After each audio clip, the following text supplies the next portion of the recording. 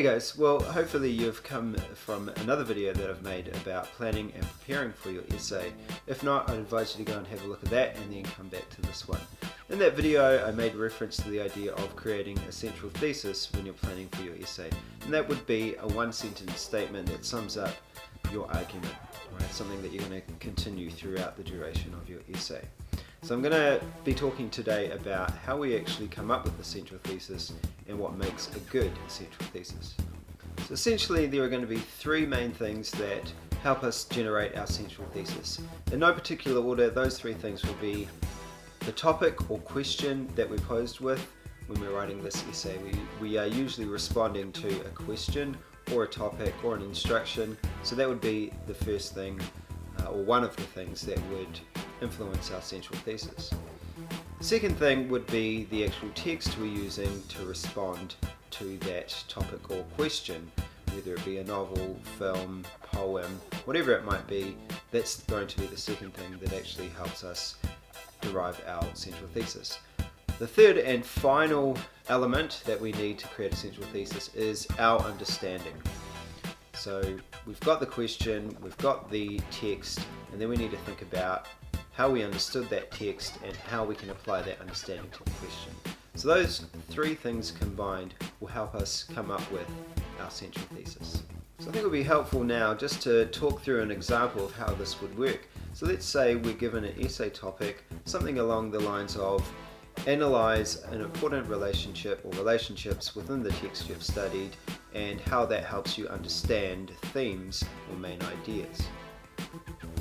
So one way to approach this is you would be saying relationship between characters X and Y helps you understand the theme of Z.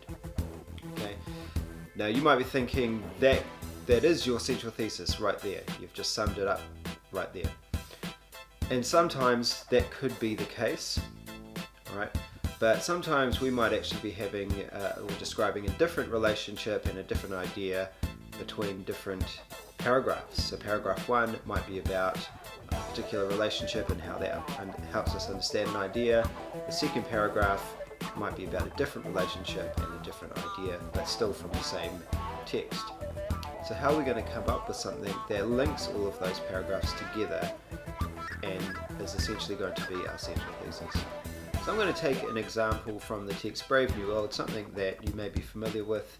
And let's say in my first paragraph I'm describing the relationship between the alphas and the epsilons, and I'm linking that to an idea. Maybe it's to do with equality or individuality, something along those lines. Then in my second paragraph I might be going a bit more specific and saying I'm going to focus on the relationship between Bernard and Lenina and how that helps us understand the idea of rebellion or conformity.